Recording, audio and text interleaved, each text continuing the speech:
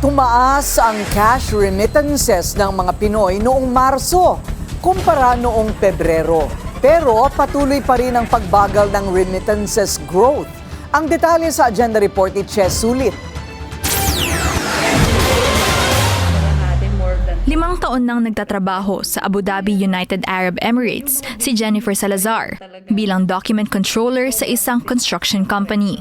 Buwan na nagpapadala ng higit 20,000 pesos si Jennifer sa kanyang pamilya dito sa Pilipinas. First of all, yung pang-tuition ng kapatid ko, and then, ayun nga, parang sinasagot na namin yung mga expenses sa bahay, like kuryente, tubig, tapos yung konting groceries.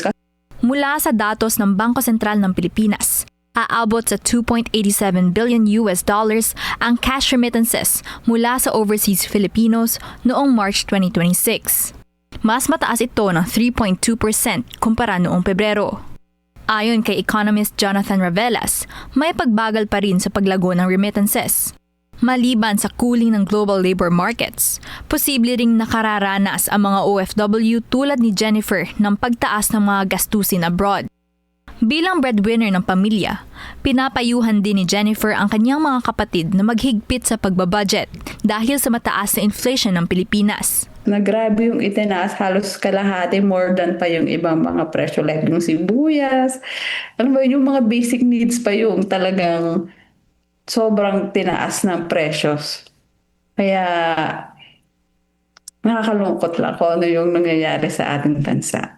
Ayon kay Ravelas, hindi na remittances ang pangunahing high-growth driver ng ekonomiya.